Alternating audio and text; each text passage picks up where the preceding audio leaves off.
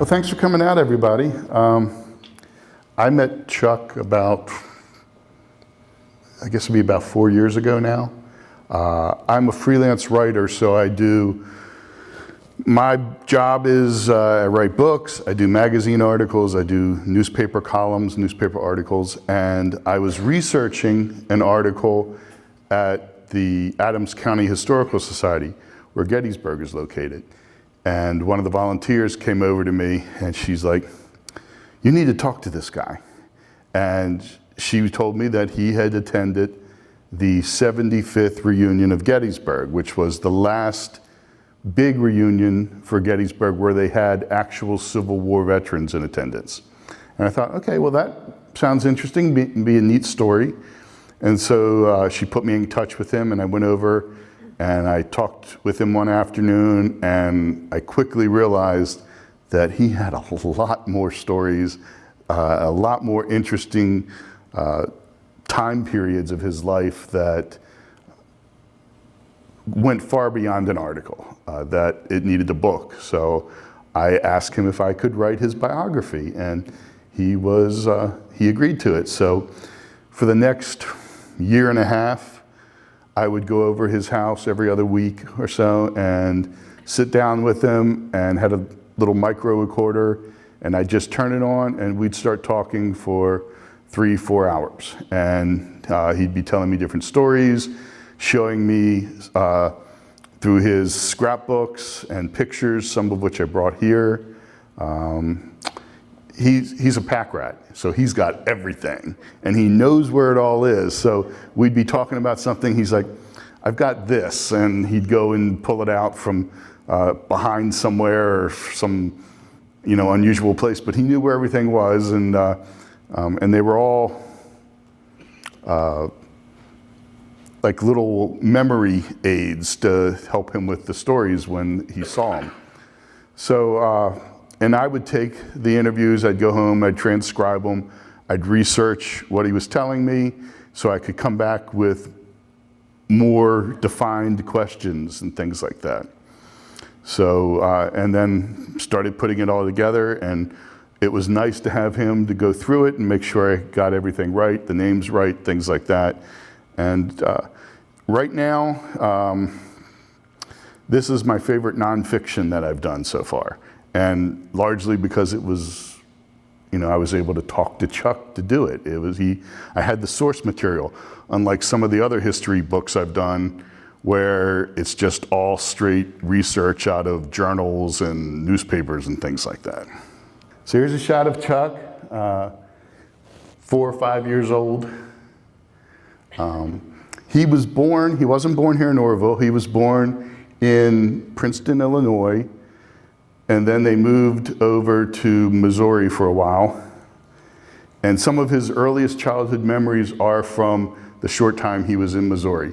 The one memory that he has was the neighborhood boys taught him how to curse when he was still pretty young.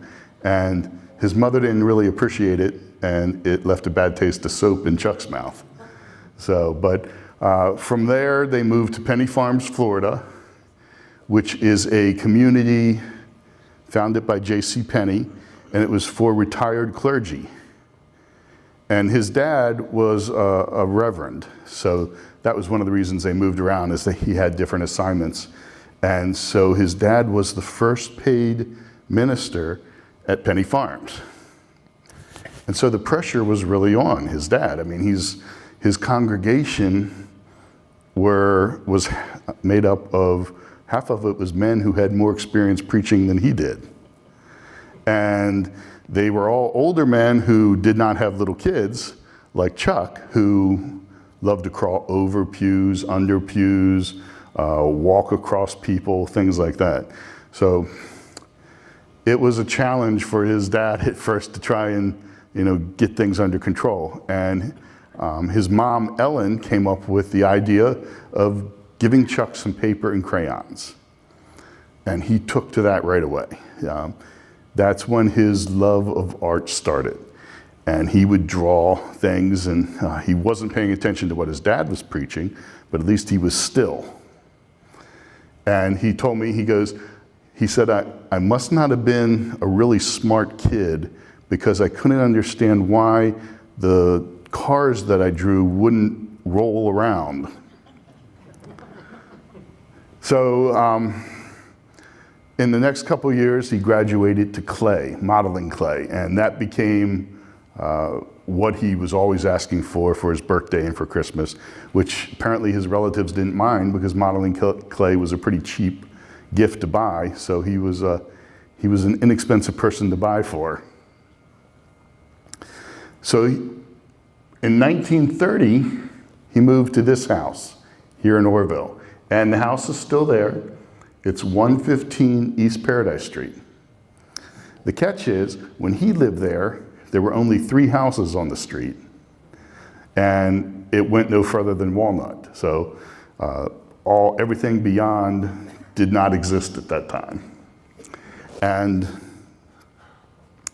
he took over part of this sunroom porch. Half of it became his workshop, where he would make his clay creations. And he was still using clay at this time. Clay is great if you're just doing temporary modeling, but for anything permanent, it sweats and it will dent and damage easily. So that was a hindrance he was having at first. He couldn't have really anything permanent because it would just wind up in the heat. It would start to disfigure. So here's a family shot with the pet.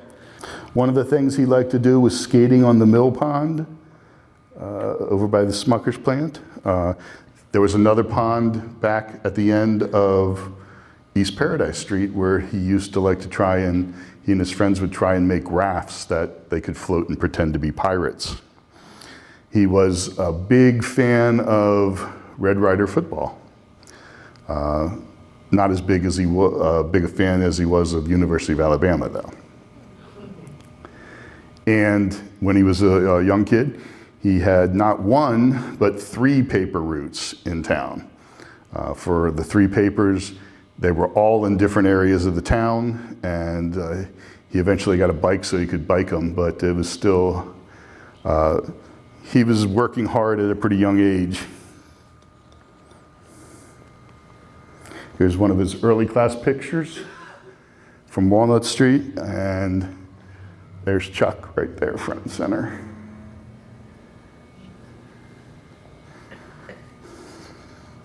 So his sister was 4 years older than him. Her name was Barbara.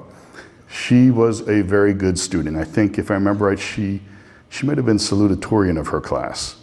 And so as Chuck got ready to go into high school, well, when his freshman year in high school, one of the common comments he heard from his teachers were, "I can't believe you're Barbara's brother," because he just was not the student she was. He had a lot of, certainly had his talent in art. He was the scenery and backstage manager for school plays. He played in the band, he played the drums. He was also the advertising manager for the newspaper. So he did a lot of stuff, but he just wasn't an academic student. And unfortunately, his strongest talent being the art, well, at that time, Orrville High did not have an art program. So he was a self-taught artist. Here's his high school picture and his sister as well. And as he got older and got his license, like many kids, he started, going off to either borrowing a family car or having a friend take them. They'd go to places like Cleveland and Akron to where the big bands played. He was a fan of the big band music. And I tell people that Chuck has had a Forrest Gump type of life, where he's met a lot of famous people accidentally and wound up as part of big historical events in unplanned ways. And one of those ways was one of the big band concerts he went to. I don't remember which big band it was, but he took a date, he was there, they had theater type seating.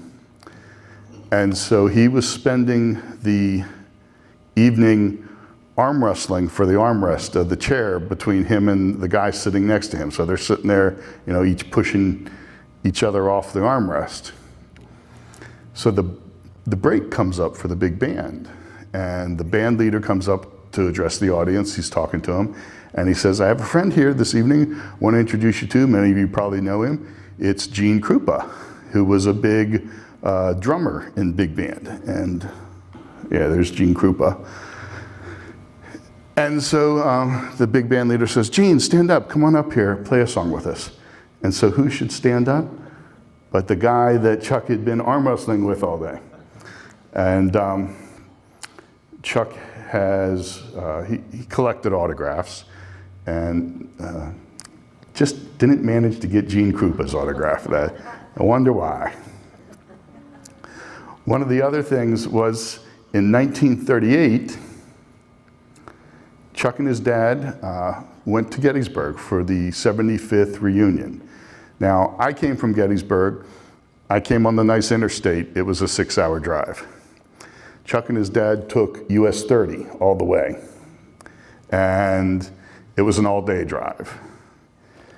When they got there, they hadn't made any plans for where they were going to stay. So that first night, they slept in a chicken coop, and they were lucky to get that.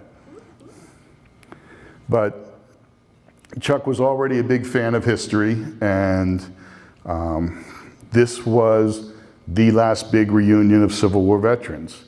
So I have a book up here. You can see the photos he took when he was at the reunion, but he also had all the veterans sign this autograph book. And when he got home, he put the pictures in there, and he added artwork and things, and he wouldn't let me bring it. He's like, that, not letting that out of the house. But he has about 50 signatures in it from Civil War veterans he met, some of whom he corresponded with until they died. He also, at that event, they dedicated the Peace Light Memorial, which is an eternal flame. 200,000 people were there for the event, but you can see from this angle, he actually had a pretty good spot. He was pretty close to it. Franklin Delano Roosevelt came to that and gave the dedicatory speech. Now, as his artwork developed, they started doing some countywide hobby expositions in Wayne County. And Chuck entered some big dioramas he'd done. In 1938, he did a diorama of a Confederate Civil War encampment. He didn't get anything from that, didn't win any awards at that exposition. But the following year, 39, you had Gone with the Wind being released. And being a Civil War fan, he, like a lot of other people, loved that movie, and it swept the Academy Awards. So his diorama that year was the rail yard scene where all the wounded Confederate soldiers are being treated. And these figures, he doesn't have any really good pictures of it, but these figures are only about 2 inches high. And there were a couple hundred of them he made. They were all clay too, so he had to be very careful about handling them. And then of course he made all the set pieces behind it. So he won that year, he won the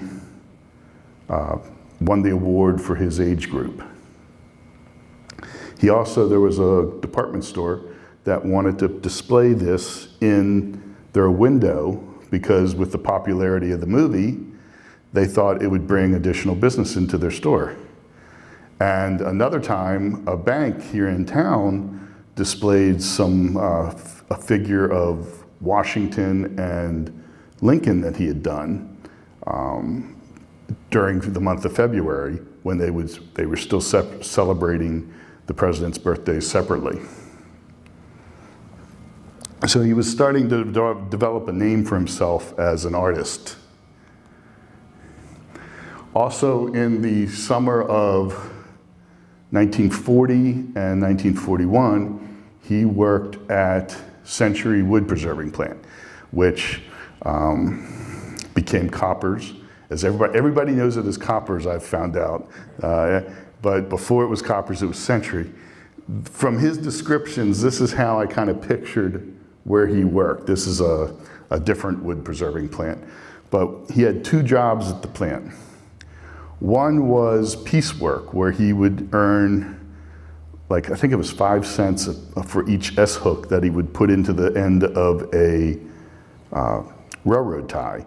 And he got it down so he could do it in three strikes of his hammer, top, bottom, middle, it was done. And he was doing it hanging from piles of railroad ties that were 2 or 3 stories tall. And he could make about $5 a day doing that, and very sore arms. The other job he had was he worked in the room where they were pumping the creosote into the wood. And that one, when he would come home from a day's work in that, doing that job, his pants would stand up on their own, and his eyes were swollen shut. That his mom had to put tea compresses on his eyes for half an hour so he could open them. And of course, she did not let him upstairs into the living area until he had had like 1 or 2 showers to get the stench of creosote off of him. But he did that for two years, earning money. At first earning money for his dates and then for college. He applied to one college, and it wasn't to a college that had an art program that he really wanted to go to. It wasn't to a college that had any kind of program that he wanted to go to. It was University of Alabama, because he wanted to be able to see his favorite team play. Up to now, he could maybe hear it on the radio, follow them in the newspaper, see pictures in the newspaper, but he never got to go see them play in live action. So he applied to the University of Alabama, he got in, and one of the first things he did, even before he knew what classes he was taking at University of Alabama, was he tried out to be the freshman football team manager. And I asked him why he didn't try out for the football team, and he said it was because guys like him were tackling dummies for the football players. So he thought, he thought this would be the good compromise. He'd get to go on all the games and be part of the, the Red Tide, Crimson Tide, excuse me. It even made the paper when he got his dream job at the college. So the problem was his dream job was more like a real job than a college type of job. He had to get to all the practices before the team arrived to get things set up. He stayed after the team left to clean up. And unlike the team players, if their grades started to slip, they would get a tutor to help. Well, as manager, when his grades started to slip, and they did because of all the hours he was putting in, plus the fact he wasn't a super strong student, he was left to struggle on his own. So as the semester wore on, he realized he was going to be flunking out his first semester of college. And he decided he was going to head it off. He was going to join the military. So he went into Tuscaloosa and started the process of becoming a Marine. Now he put off the final physical until he could get home to explain to his parents why their son was, going off to boot camp instead of going to another year of college. And so in between the time he started the process, which was beginning of December, to when he finally went in, a little thing called Pearl Harbor happened. And he was actually studying the day when he heard about Pearl Harbor, which was unusual for him. It was a Sunday, and he actually had a few hours where he could do some studying. He was trying to, bone up for finals, and his roommate rushed in and said, "The Japs just bombed Pearl Harbor." And Chuck's response, as many people's response that day, was, where's Pearl Harbor? So they wound up having to find an almanac and or atlas and look it up and discover that it was this island in the Pacific. So, but Pearl Harbor actually made it easier for Chuck to break the news to his parents because he wasn't alone in leaving school and joining the military. So after the holidays, his sister drove him into Cleveland to the induction center. He took his final physical, and he's got to be pretty close to the smallest Marine ever, literally. He made it into the Marine Corps by 1/2 an inch and 1 pound. So you needed to be 5'8" and 120 pounds. So you can see his weight on his ID here. And they actually said he was 5'8" and a half, though on that picture it looks like 5'6", but. So they ship him out, they loaded him up on a train, all the recruits, there was a train station apparently right outside the recruiting station. They didn't give him a chance to leave. They just, sent him from one place to the other, took an overnight trip to Yemassee, South Carolina, and then they had to take a truck ride to Parris Island, where he met his drill sergeant, who once again, like those young boys in Missouri, taught him how to curse in ways he'd never heard before. Now the thing was, nowadays boot camp is 13 weeks. By the end of the World War II, it was 8 weeks. But at the beginning of World War II, they were desperately in need of bodies. The Marines hadn't been doing too well in the Pacific. They were taking a lot of casualties. So they did the minimal training that they could do to get them competent, but not proficient really in anything. So he had 5 weeks of basic training. He said no one in his group qualified on the rifle range. That's how quick the training was going. So, and there was no graduation ceremony. They were just lined up, and the commanding officer went down the row and said, "You're going here, you're going here." He was just telling them where their next station was, and they were suddenly Marines. So Chuck's group went to Norfolk, and they boarded this ship, which this picture shows the Bloemfontein when it was in operation as a Dutch cruise liner. Now, when World War II started, the Dutch rented it out to the US Navy, and the US Navy pretty much gutted it to use as a troop transport. So this was not the ship that Chuck boarded. The pools were being used as holding tanks for artillery pieces. The interior walls, a lot of them had been taken out to make more room for cargo and to create larger common crew quarters. Nice beds were taken away, and they had bunks that were stacked 4 high, and they were so close that Chuck said if you wanted to turn over, you actually had to get out of the bunk, turn over, and then slide back in. So he spent 3 weeks on the Bloemfontein, and you're going to hear all this interesting, dangerous stuff that he did during World War II, but he says that his worst memories of the war were the 3 weeks he spent on that ship. The food was rotten. He either had dysentery or seasickness, seemed like. He couldn't sleep below decks because smoking wasn't a taboo thing then.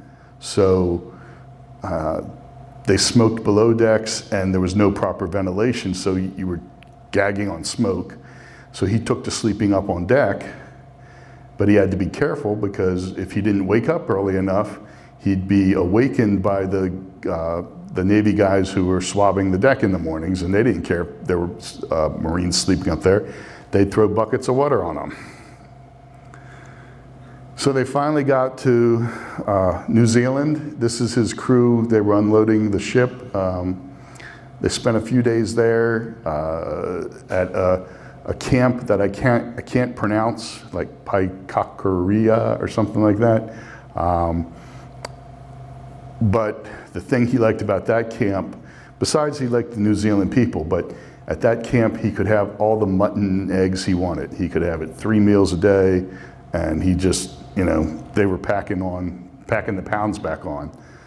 Then they loaded them on a different ship, and he spent the next couple months essentially island hopping. They'd go from island to island. They weren't seeing any action at first. They were just unloading cargo, and which was a challenge because those holds could get, you know, very, very hot, and these guys were very slick with sweat, carrying heavy, in some cases like 100-pound shells. And so if they slipped, that shell could go crashing down and take out anybody below them on the ladder. So it was pretty challenging work. But then on November 2nd, this is his artillery piece. He was in the artillery unit. On November 2nd, his group landed at Guadalcanal. The fighting had already been going on for about a month, but it was still going on when he got there. They landed under fire, and it was his first time in a combat situation. That first night, he was hearing these artillery pieces going off, and you know, he and these other guys were scared. I mean, they didn't know they thought they were under attack again. And the veterans said, you know, calm down. They could tell that they were US pieces, so they knew that it was their artillery firing out rather than Japanese artillery firing in. But he was on Guadalcanal for the next 5 to 6 months. He turned 19 on Guadalcanal. And they lived in tents when they could. Here's some shots from the island. Chuck's there in that picture and there on that. But they also had lots of air raid shelters, which all they were trenches that were dug, overlaid with coconut tree logs, and then sandbags on top of that. So they were having air raids from the Japanese almost daily. So when you heard those planes coming in, you rushed to get to one of these shelters as fast as you could. One time, he got caught outside on one of these raids, and one of the bombs blew up a tree, coconut tree near him, and sent the wood into his body in chunks and splinters, and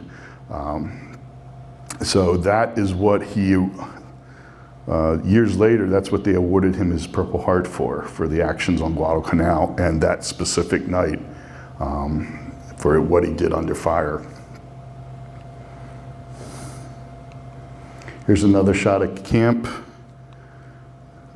Chuck there, and you can see he's much smaller than these other guys, so he was not your typical big, bulky Marine.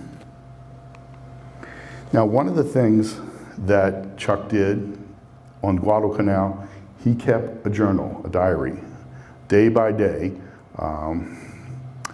and just short entries. But years later, he took that journal and illustrated it. So each day in Guadalcanal, each panel represents a day in Guadalcanal for him. And I actually have up here on the table, if you get a chance later, 2 months worth of his illustrations. So you can see some of the stuff, and I was told some of it mentions letters he wrote to people that I've been told were Orrville names. So here's a shot of Chuck. So after Guadalcanal, when 1942 ticked over to 1943, going through the spring, they passed over control of the island from the Marines to the Army, and they were slowly taking the Marines out. And one of the stories where he runs into people accidentally was during one of these air raids. He and this other guy ran for the nearest air raid shelter and dove in to the shelter, and it turns out that was the headquarters for General Vandergriff, who was turning over command at the time of the island to the Army general, and I forget his name right now. So these two guys, these two privates, fell in a heap into this air raid shelter where these two generals were discussing battle strategy and handing over things. And Chuck said they were so terrified when they saw that they were generals, they ran right back out into the firing, because they were willing to deal with the bombs being dropped from the Jap planes than see what those generals were going to do to them. So he finally got his R&R. They sent him back to New Zealand for 10 days of R&R, rest and relaxation. And they weren't sending whole platoons. They would send like little groups of people, which was odd. So he left most of his platoon at Guadalcanal, went back to New Zealand. At the end of his R&R, he reports to the dock, expecting to board a ship to be sent back to Guadalcanal. Instead, he was told he'd been transferred from artillery to the 2nd Marine Infantry. And a lot of people in New Zealand, a lot of Marines in New Zealand at least, were being told that same thing. And so they were loaded onto another boat, and once again, they started island hopping. So he was wondering what the deal was, because if they were going to transfer, why didn't they do something with him? Well, that finally did happen at a place called Tarawa. And one of the bloodiest battles of the Pacific, and it was a 3-day battle for a tiny little island that was surrounded by a coral reef.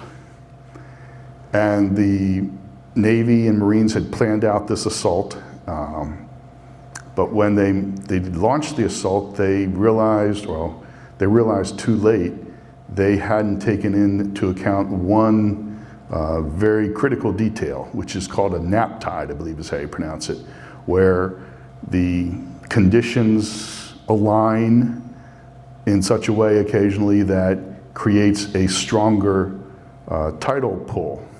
So they thought they were going to have enough clearance over these reefs, and instead more water had gone out at low tide than was expected, and there was not enough clearance. So these landing vehicles, they come down these nets and get into these landing craft, and that was supposed to take them right up to the shoreline.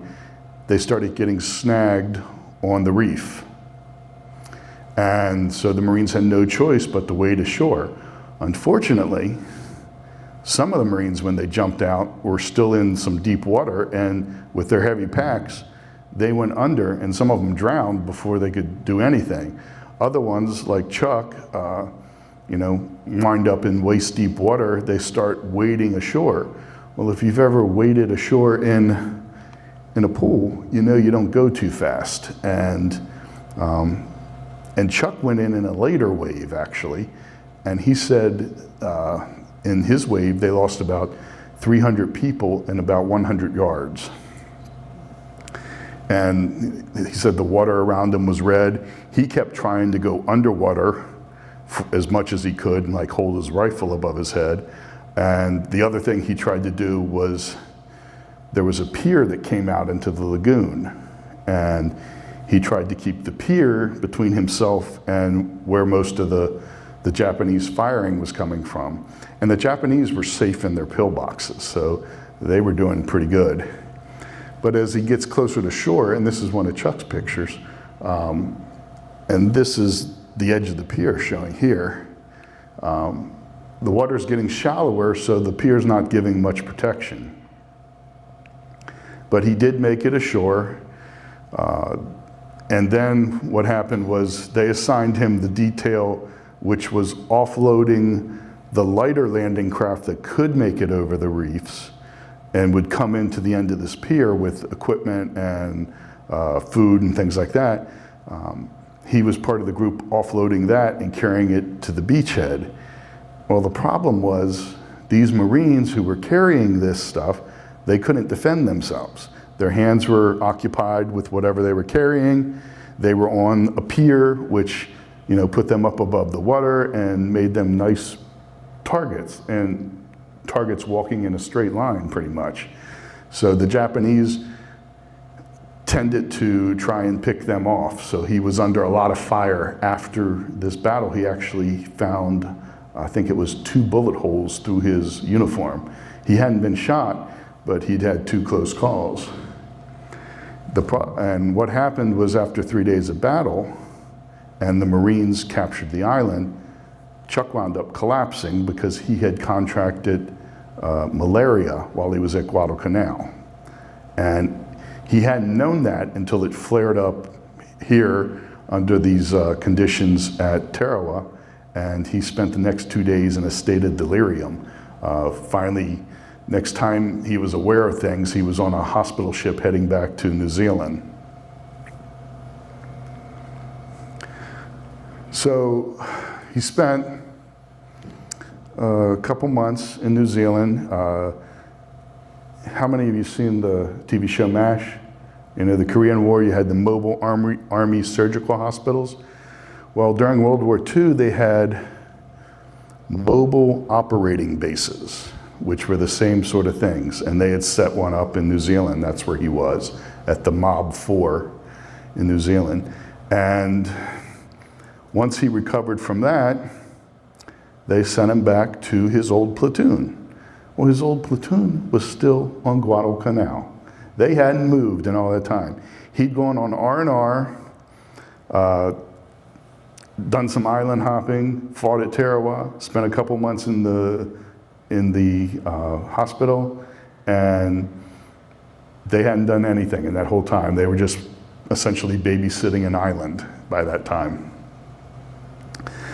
After he went back to Guadalcanal, then he eventually went to Guam for a while. Most of the heavy fighting was done by then. In fact, he said a lot of mornings they would come up to their chow line to get chow, and there'd be Japanese soldiers also in the chow line. They had surrendered, and because they were so hungry, so they were coming up to eat, and then they were going to surrender at the same time. He barely escaped getting another major wound in Guam. He was on a patrol, and he felt something hit him in the calf. And he looked down, and there was a tear in his uniform leg, a bullet hole. But he never heard the shot, and he figures whoever fired it fired from so far away that by the time it got to him, it had lost all its penetrating power. It left a scar on his calf. He still shows you when he tells the story. He rolls up his leg and says, "Got me right there." But it wasn't, you know, it was just a very minor, essentially a scratch. So, you know, he says he was pretty lucky there. And he kept having flare-ups of malaria from time to time. Some were minor, but then another one after Guam put him back in the hospital for a while. They decided after that they were going to send him home stateside for his 30 days leave. This was at the end of 1944. So when he got to the train station in Cleveland and he got off the train, he saw his parents, and they looked right through him. They didn't recognize him. He walked right by them and then came back and said, you know, and surprised them. But he had changed a lot apparently from going in. So he had his 30-day leave. He's here, this shot with his mom. Near the end of the leave, his mom, being a mom, starts getting worried, you know, about him being sent back to the Pacific and possibly being injured or killed. So one night she asks him, you know, is there anything that I can do to delay you going back to duty? And, there really wasn't, but he said, well, I suppose if my malaria flared up, then they couldn't send me back. So his mom then, in all seriousness, says, well, what can I do to have that happen? And he thought she was joking. And so he said, well, if I got drunk, if I had a lot of alcohol, it could cause a malaria attack. So he went out later. When he came back, his mom had left a bottle of booze on his bureau. And being the good son, he drank it all. And it worked, amazingly. The next morning, he had fever and he was delirious again. They wound up taking him to the Hotel Allerton in Cleveland, which was a couple of the floors were being rented out by the Navy as a hospital. And so he was checked in there for a couple weeks. And so his mom's plan worked. His leave was extended. While he was there, he made friends with the guy in the bunk next to him. And this guy's wife had a friend named Jackie Murphy. And so when the guy's wife would come to visit, she brought her friend, who was Wave, one of the volunteer women in the Navy during World War II. And she and Chuck hit it off. When Chuck got out of the hospital, he asked her out. They went on 3 dates. On the third date, Chuck brought her home to meet his parents. And they had a nice dinner. The parents left, and Chuck and Jackie went to listen to some of the big band records, because, Chuck's a big band fan. And he can remember the song. He can remember the song that was playing. But he goes, I don't know what I said, but I must have said something right, because by the end of the evening, I was engaged. And so he did eventually have to go back to duty, but they put him on light duty, and he was back at Paris Island on light duty. He was actually working with the fire department in Paris Island. And Jackie, once she got out of the waves, she moved to Beaufort, which is the town outside of Paris Island, and they started making plans. They got married in August of '45. Neither one of their families could attend because of the gas restrictions, and had really hampered travel. So this is the shot outside the base chapel at Paris Island. After he got out at the end of '45. He returned to University of Alabama, and more mature, he was actually, not only did he maintain really good grades in his classes, but he actually was working at the same time to help support his family. So he had really upped his game during the World War II. But he met a professor that he did some of his work for, who was doing some research into the Alabama mound builders. And Chuck was making dioramas for this professor's, he was in charge of a museum, so he would make dioramas for the professor. By Chuck's senior year, the professor had moved on to Oak Ridge, Tennessee, where they had developed part of the atomic bomb. By this time, since it was after the war, they finally, in 1949, they started loosening up some of the security restrictions. During the war, Oak Ridge was a town that did not exist. Nobody could talk about it. You had to have a security pass to get into the town, and then another security pass to go to like one of the places where they were doing top secret work.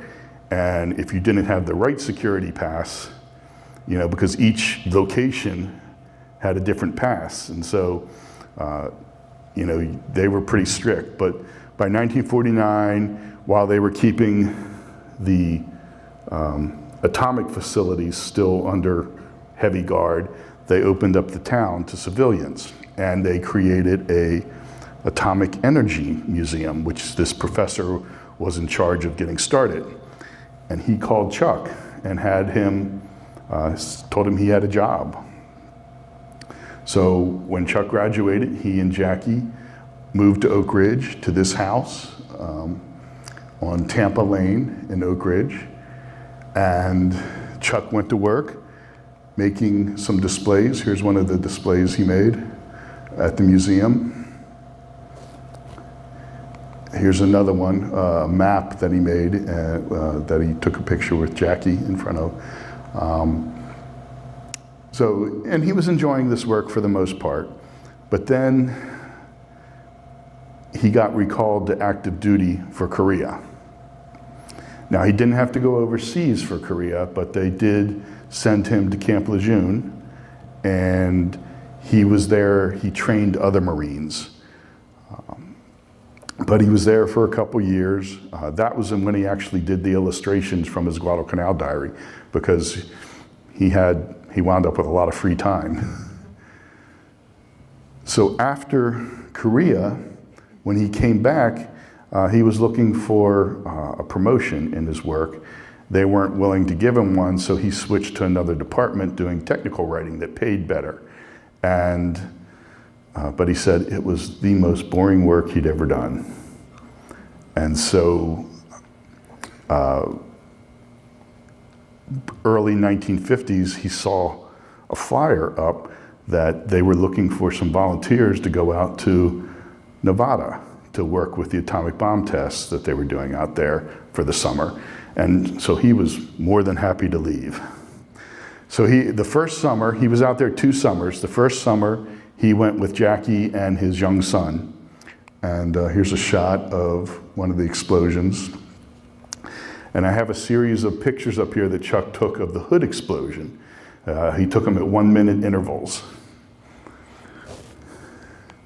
Chuck's job was to set up the experiments at the detonation sites or at the fake towns that they would set up outside the detonation sites. And then after the explosion, he would don his radiation suit, which he said really did nothing to keep radiation out. But then he would go back in and try and find anything that was left of his experiments and bring it out. One time he took his son, who was like just 2 or 3 at the time, and he took him to one of these detonations. He thought it would be neat for his son David to be able to say, when he got older, that he had seen an atomic bomb detonation. And so they're in the bunker, and you have to wear these special glasses so you aren't blinded by the explosion.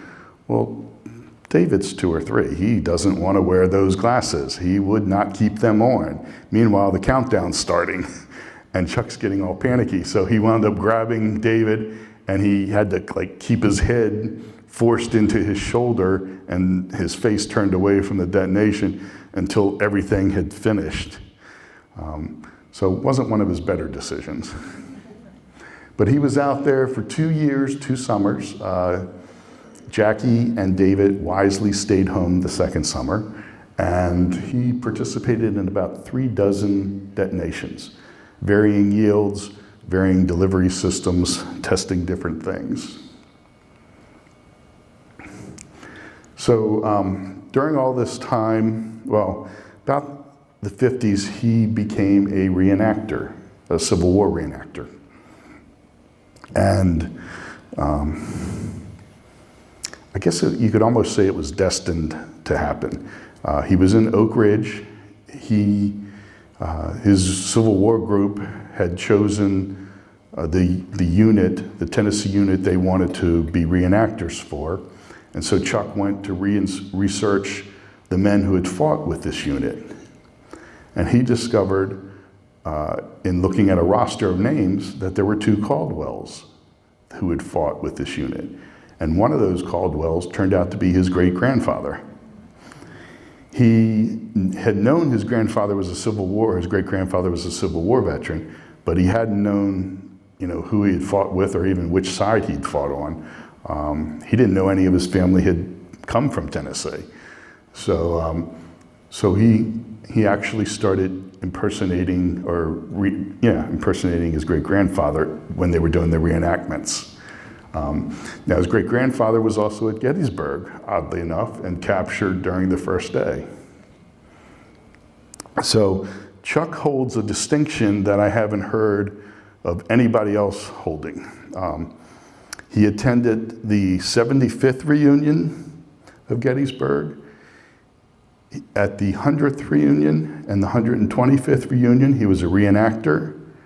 And then he was just a regular guest at the 150th.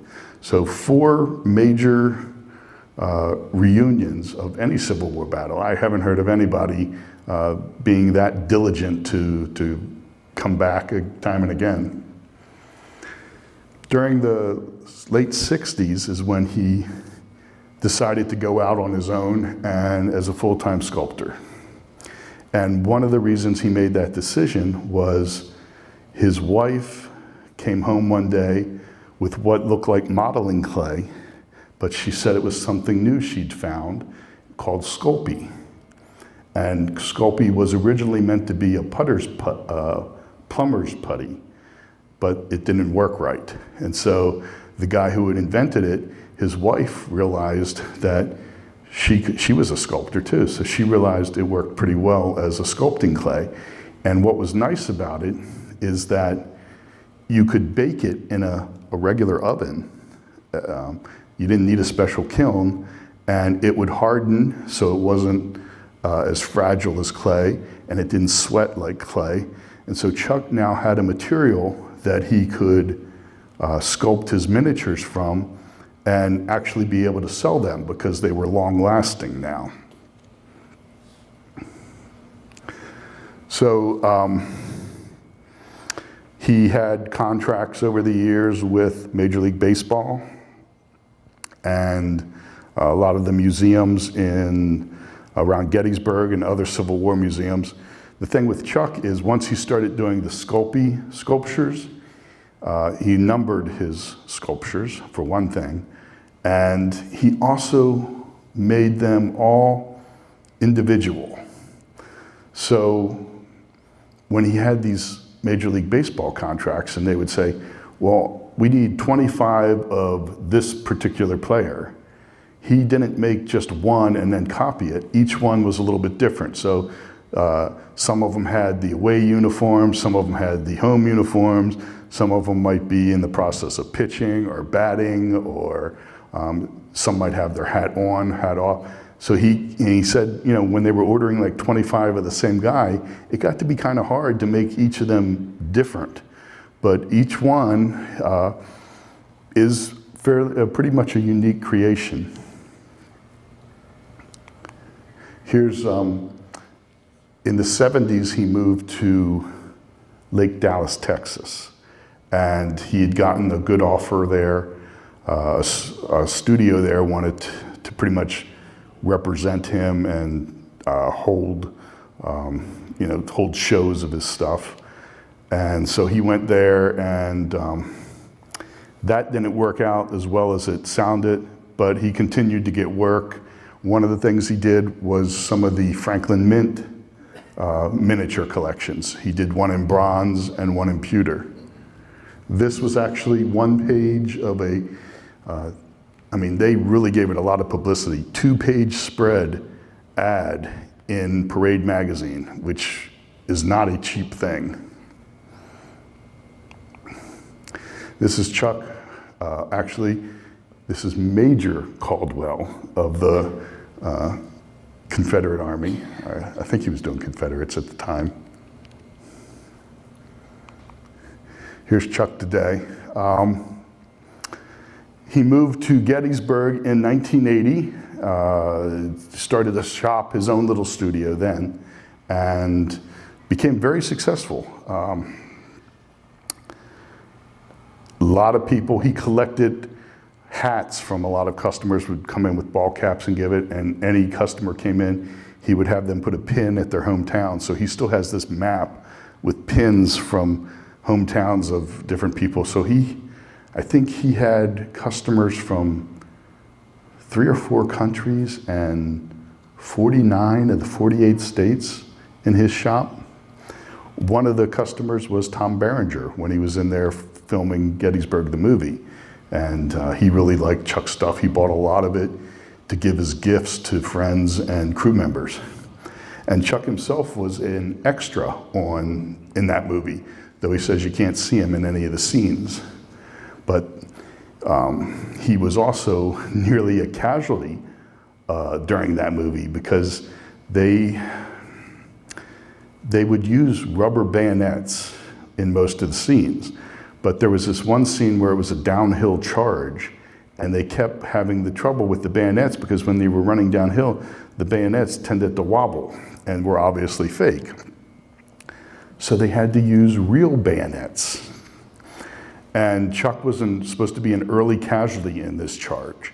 So he had it planned out that he was going to fall near this tree because he figured, when you get these groups charging downhill, they may not always be looking at the ground, but they're certainly going to see a big tree sticking up out of the ground. So if he fell by the tree, he felt pretty sure everybody would be able to swerve around him.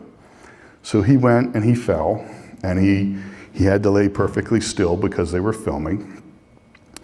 And then in the next wave, this big guy who was playing a New York soldier came running down, and he tripped on a root and went sprawling right next to Chuck.